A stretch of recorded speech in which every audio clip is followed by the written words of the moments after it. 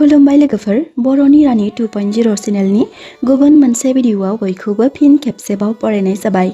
मिजिंथियो नोंथांमोना दिनैनि भिडिअखौ जोबजासिम नायलांगोन होनना। नोंथांमोना दिनैनि बे भिडिअनि गेजेरजों गुरुर पुराणाव लिरजानाय मोनसे सोमोनांथाव गुमुरनि सोमोन्दै मिथिनो हागोन, जाय बाथ्राखौ जों बयबो गोसो होना मिथिना लानाया मोजां। जेब्ला जोंनि समाज एबा मोनसे नखराव सासे फिसा हौवाया जोनोम लायो, अब्ला गोसोआव मोनसे रंजाखांनाय सोमजिखांनायखौ जों नुनो मोननाय जायो आरो खायफा फिसा हौवानि बिफाफोरा बुंना लानाय जायोदि जोंहा खाफाल गेवबाय, जोंखौ थैनोसै समाव नायफिनग्रा फैबाय, जोंनि बंसोखौ बारायहोग्रा ओंखारबाय।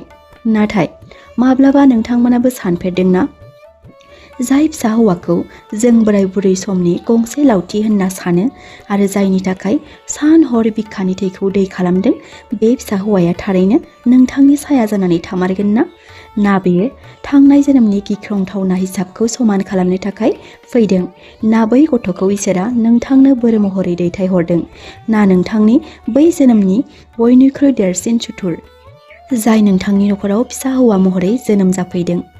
गुरुर पुराण आरो कर्म सिद्धान्तनि बै रहस्य गोनां बै गुमुरखौ जों दिनै बे भिडिअनि गेजेरजों मिथिना लागोन दि खायसे फिसा हौवाफोरा मानो बिमा बिफा सिबिग्रा आरो खायसेफ्रा बिमा बिफानि महर मुस्रिखौ मुगैग्रा बेफोरबायदि जायो। नोंथांमोना बे भिडिअनि जोबनायसिम बेनि गुबै रहस्यखौ मिथिना मोनगोन। बेखायनो बयखौबो भिडिअनि जोबजासिम नायजोबलांगोन होनना आसा खालामबाय आरो बेजों लोगोसे बर'नि रानि 2.0 चेनेलाव सोरबाफोर दिनैसो गोदानै फैदोंब्ला बर'नि रानि 2.0 चेनेलखौ साबस्क्राइब खालामना लाब्लानो जाबाय, जाहाथे जेब्ला जों गोदान बेबायदिनो भिडिअ आपल'ड खालामो अब्ला नोंथांमोना थाबै नटिफिकेसनखौ मोनहैनो हायो। जों सुबुं माहारिया जोंनि आबुं गियान मोनदां हायैनि थाखाय बेखौ सानना लानाय जायोदि नखराव फिसा हौवा मोननाया जोंनि जोबोर मोजां बराद होनना, आरो जों बेखौ सानना लानाय जायोदि जों बबेबा मन्दिर एबा थानसालिफोराव बोर बिनायनि थाखाय आरो गोबां फुजा फाथाल होनायनि थाखाय इसोरा खुसि जाना जोंनो सासे फिसा हौवाखौ हरनाय जादों। नाथाय गुरुर पुराणनि गेजेरजों जों बेखौसो मिथिनो हानाय जायोदि बे मृत्युलोकआव माब्लाबाबो जोंनि गोसोबादि मोनसेबो खामानिया जाफुंसारनाय जाया। जेब्ला बबेबा नखराव सासे फिसा हौवाया गिबिसिन हां लाजेननाय जायो, अब्ला बेयो रंजाथावना नङा, बेयो मोनसे ब्रह्माण्डनि बिजिरसालियाव लिरनानै दोनजानाय गोथौ कर्मजों लोब्बा गोनां जाथाय। दानिया जों बै गुरुर पुराणनि गोथौ रहस्य थानाय गुमुरखौ मिथिना लागोन। गुरुर पुराणाव श्री विष्णु हरि आरो दाउ राजा गुरुरनि गोथौ बिहोमा दं। बै बिहोमायाव रोखा रोखायै बेरखांनाय जादोंदि थैनायनि उनाव जेब्ला बै थैनाय आत्माया जोबनो गैयै खोमसि दरसि थावनिखौ लासै लासै बारलांनो हानाय जायो, अब्ला जम राजानि दरबाराव चित्रगुप्ता बै थैनाय आत्मानि रेजिस्टारखौ बेखेवनाय जायोनो।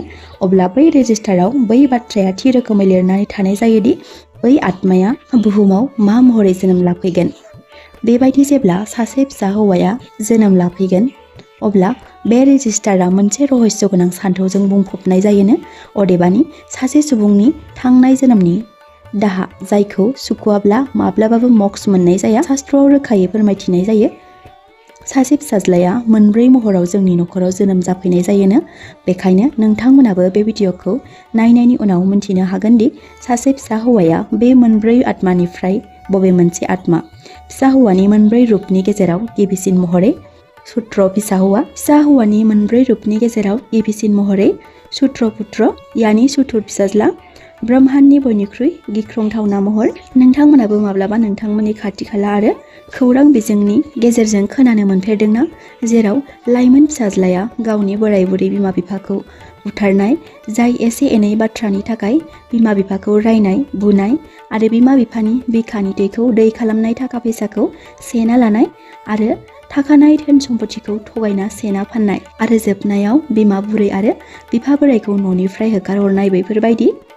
जेब्ला बिमा बिफाफोरा गावनि जोनोम होनाय फिसाजोंनो बेबायदि खालामजायो, अब्ला राहा गोथेनो गोनां जायो आरो लामा सामा गुबुननि सिगाङाव मोदै हुगारनो गोनां जायो। गुरुर पुराणाव बुंनाय जायोदि जाय बिमा बिफाया बेबायदि दुखुखौ सहायनांदों बेयो थारैनो सैथो, नाथाय बेयो खाफाल गाज्रि एबा इसोरनि इनाय खालामनाय नङा। शास्त्रआव बेबायदि फिसाज्लाखौ सुथुर फिसाज्ला होनना बुंनाय जादों। बेनि थैजों बेनि गोथों ओंथियानो जादों बै गावनि फिसा हौवाजों नासयजानाय बिमा बिफाया थांनाय जोनोमाव जोबोर गिदिर खहा खालामना होनाय जादोंमोन। जानो हागौ बे बिफाया थांनाय जोनोमाव जोबोर धोनि सुबुंमोन। गावनि गोग्गानायजों बे फिसाज्लानि गिदिर नुकसान खालामनाय जादोंमोन। बे नुकसान खालामग्रा सुबुंनाव नुकसान खालामजाग्राया गावनि आद्रा थानाय ऋणखौ बराबर एबा समान खालामनो थाखाय बिसोरनि फिसा हौवा महरै जोनोम लाफैदों। गुरुर पुराणनि बायदिब्ला जम लकनि न्याया बै सुबुंखौ फिसा हौवा महरै जोनोम हरदों। नोंथांनि जोनोम मोननाय सुथुर फिसा हौवाया नोंथांखौ एसेबां दुखु होगोन जेसेबां नोंथाङा सिं सिं खंख्ला नार्भास जालाङा। आरो जेब्लासिम नोंनि मेगनाव थैनि मोदै गहोआ अब्लासिम बे फिसा हौवानि पुर्ण आत्माया गोजोननाय जायानो आरोना। नैथियाव रानि पुत्र। बेबायदि आखुनि फिसाज्लाया ओरैबायदि जायोनो जाय बिमा बिफानि गोसो गोरबोखौ सिंजों सिं खंख्ला खालामनाय जायोनो। बेबायदि गथ'आ उन्दैनिफ्रायनो मोनसे गिदिर बेरामजों गाग्लोबजानाय जायोनो। जाय बिफाया दिन रात खस्थ' मावनायनि फैसाखौ जानाय लोंनायनि अनगायैबो गावनि फिसानि बेरामाव गारनो गोनां जायो आरो जायनि थाखाय फिसाज्ला हामगोननि मिजिङाव गावनि न'आवनि हा हुफोरखौ फाननानै बे फिसाज्लाखौ डक्टरनाव अजानाव लांनाय बेबादिनो गासै थाखा फैसा धोन सम्पति फोजोबखांनायनि उनाव बे गथ'नि जिउखौ रैखा खालामनो हायै थामहिनबा बे गथ'आ अरायनि थाखाय बे बुहुमनिफ्राय आनज्रायलांनाय आरो बिमा बिफानि गोरलै गोसोआव सुख'हायै दावदाब गालांनाय, जायनि थाखाय बिमा बिफाया थांना थासेयावबो थैनायजों समान जानाय। जेब्ला बेबायदि जाथाया जायो अब्ला गोबां मानसिफोरनि खुगा खुगा बेबायदि बुंसोलायनाय खोनानो मोननाय जायोदि इसोराबो सादा सिदा मोजां मानसिखौसो हाजासे दुखु होयो। नाथाय गुरुर पुराणनि न्याय बिजिरसालियाव साननाय हनायनि जेबो जायगा थानाय जायानो, बेयाव जेबो इनाय थानाय जायानो। बेखौ आरनि पुत्रनि थाखाय मोनसे गोथौ सोमोन्दो।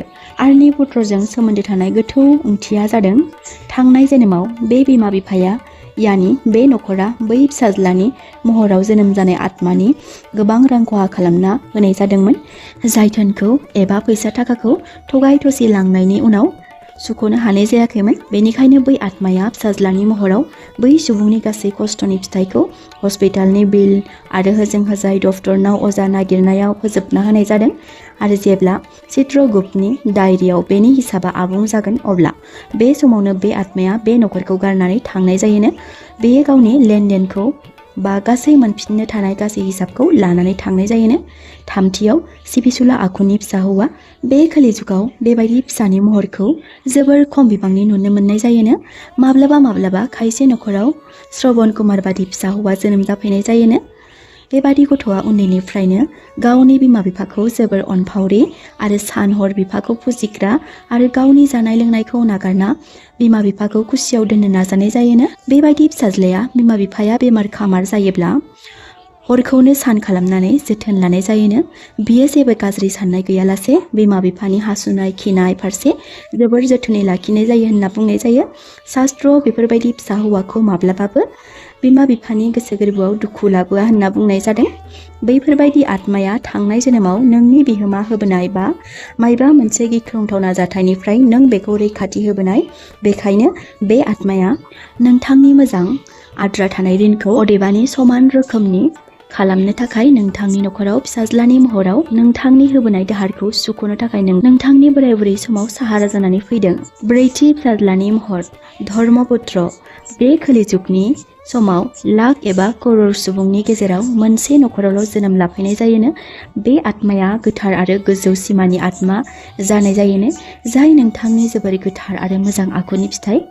बे आत्माया गासै फोलेरनि गेजेराव गावनि मुंखौ मिथिसार होनो हानाय जायो होनना बुंनाय जायो। बेबायदि सुबुङा खालि गावनि थाखायल' नङा, गुबुनखौ मदद होनो थाखायबो जेब्लायबो सिगांसिन जायोनो। लोगोफोर, बे गोजौआव बुंबोनाय रावफोरनि गेजेराव खालि फिसा हौवाया लुबैसुला, नायनो बाग्रा, मुगैग्रा, गोजाम दाहारनिल' मोनसे महर नामा? गुरुर पुराणनि बे सैथो बाथ्राया गनायनो थाखाय गोब्राब जानांगौ। बेखौ खोनासंना नंखाय बादि सान्थौफोरा जाखांफैनो हागौ, नाथाय बेयो नंखाय नङा। बेयो ब्रह्माण्डनि बयनिख्रुइ सैथो नियमनो आरोना लोगोफोर। सोरजिगिरिया माब्लाबाबो रावनिबो सायाव इनाय खालामनाय जायानो। जाय फिथाइखौ नोंथाङा थांनाय जोनोमाव गुबुननो होदोंमोन। अदेबानि नोंथाङा थांनाय जोनोमाव सोरखौबा गाज्रियै फाव फान्दायदोंमोनब्ला बेनो बे बुहुमाव नोंथांनि फिसाज्ला जानानै जोनोम लाफैनाय जायोना। बेनि ओंथिया जादों सासे बिफाया जेरै गावनि फिसाजोजों जेबो सार्थ गैयालासे गोरबोजों अनलायनाय जायो, बेनिनो फिसा हौवाजों एसेबां गोग्गो सोमोन्दो खानो हानाय जायानो, जायनि थाखाय नारसिनथाय आरो गोब्राबथिखौ सहायनो गोनां जायो होनना बुंनाय जायो। नोंथांमोनाबो खायफानि नखराव नुनो मोन्दों जानांगौ, जेरै सासे फिसाज्लाया लासै लासै देरनानै देरदोखोन महर लायो, अब्ला बिफा फिसानि गेजेराव एना एनि महर सोमजिखांनाय जायो। बेयो इयुनाव सोलिनाय बारहुंखा नङा, बेयो थांनाय जोनोमनि गोजाम कर्मनिसो आद्रा हिसाबनि मोननो थानाय गिदिर, जाय सोलेर सोलायनायनि उनावबो बिसोरनि आत्माया सासेया सासेजों नायनो बालायनाय सोमजिखांनाय जादों। बे भिडिअखौ नायनायनि उनाव नोंथांमोनाबो सानखांनो हागौ, जेब्ला आंनिनो थैनि फिसाया आंनि आंगो नङाब्ला, आंनि गोजाम खरसानि भागिदारब्ला, अब्ला जोंलाय बोरै थैजासिम जिउ खुंलांनो हानो होनना। आं बेखौ न'निफ्राय होखारहरनो ना आं बेखौ अननो? लोगोफोर, गुरुर पुराणनि बायदिब्ला जों बेबादि सानना गावनि फिसाज्लाखौ गोसोआव दुखु होनो नाङानो। हायोब्ला जों बिसोरनो हाजासे गोरबोनि अननायजों मोजां बोसोनजों गिदिर गोलाव खालामलांनांगौनो आरोना। गुरुर पुराण आरो गीतानि गोथार बिजाबाव जोंखौ माब्लाबाबो गावनि आंगो सोमोन्दोआरिफोरनिफ्राय खारनो थाखाय थिनाखै। बेयो बेखौसो फोरोंनाय जायोदि जोंनि अगियान सिरि मोननो रोङै गाज्रि हुदाखौ खास्रांहोनो थाखायसो फोरोंनाय जायोनो। जायनिनाव जों सुबुंफोरा उन्दुलांना सिरि मोननो रोङाखै। शास्त्रआव बेखौ रोखायै फोरमायथिनाय जायोदि सासे बिमा एबा बिफानि बयनिख्रुइ गिबिसिन खामानिया गावनि फिसाखौ थि रोखोमै सैथो लामाजों गिदिर गोलाव फेदेरना, जानाय लोंनाय उखैहोआलासे बयनिख्रुइ मोजांसिन सोलोंथाइ होना आरो मोजां गाज्रि लामानि सिनायथि होना बेखौ राफोद महर होनाय। नाथाय जों दानि समाजाव मावफ्लांनाय बयनिख्रुइ देरसिन गोरोन्थिया जादों नांनायनि बांद्राय फिसाज्लानि थाखाय मेगनखौ खाथेना लानाय, जेरै गावनि फिसा हौवाखौ राजा खालामनो थाखाय गुबुननि मजबुरिखौ नुना सासन खालामनाय, नंखाय गोरिब गुन्द्राखौ थगाय थसि रां लुथिनाय, बेइमानि आरो अयथासार खालामना कररनि धोन खामायनानै गावनि फिसानि थाखाय आलिशान न' लुनाय। जों सानना लानाय जायोनो बै दौलतआनो जोंनि बंस'खौ सिगांथिं लांगोन, आंनि बोराय समाव खामानि होगोन आरो आंनि फिसाया गासै जिउआव रंजा खुसियै सम हगारहरनो हागोन।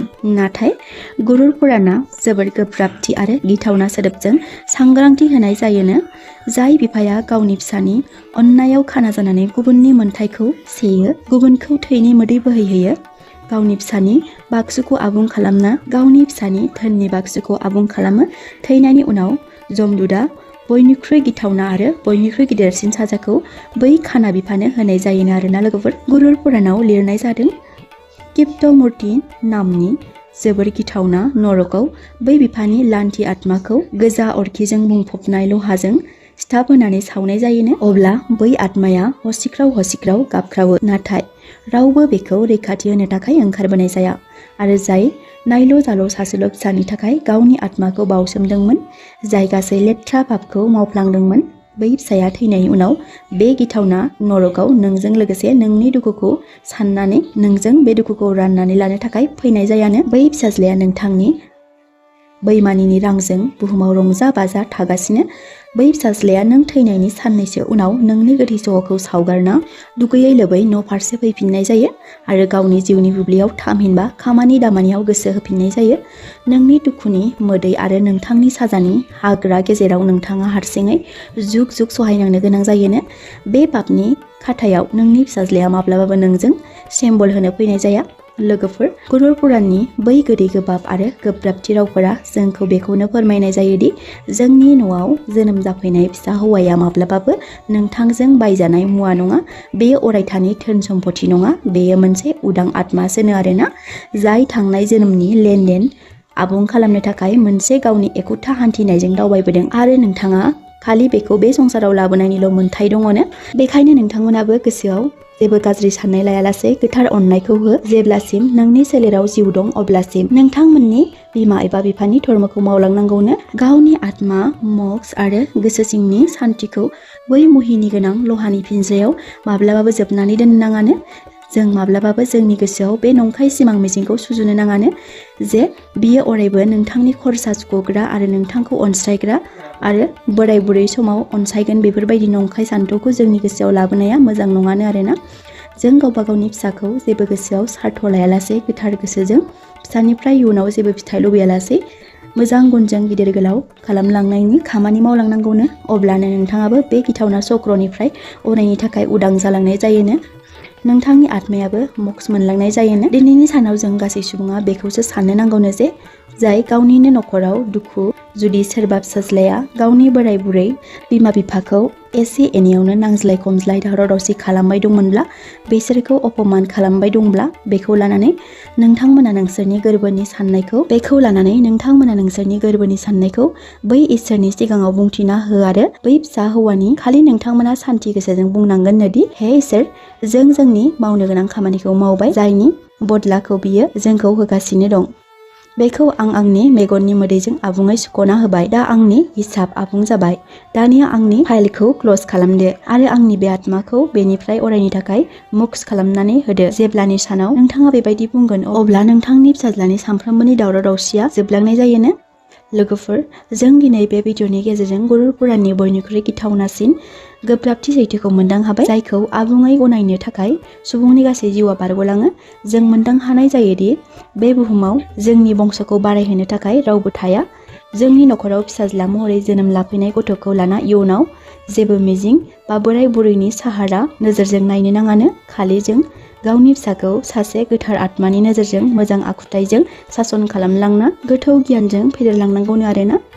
गुरुर पुराणाव बेखौनो बुंथिनाय जादोंदि खालि जों गावनि फिसाखौ सासे गोथार आत्मानि नोजोरजों मोजां आखुथाइजों सासन खालामलांनांगौ आरो बेखौ गोथौ गियानजों फेदेरलांनांगौ लोगोफोर नोंथांमोनाबो बे फिसा हौवाजों सोमोन्दो थानाय गुरुर पुराणनि रहस्यखौ एसेब्लाबो मोनदां हादोंब्ला भिडिअखौ हाजासे शेयार खालामलायब्लानो जाबाय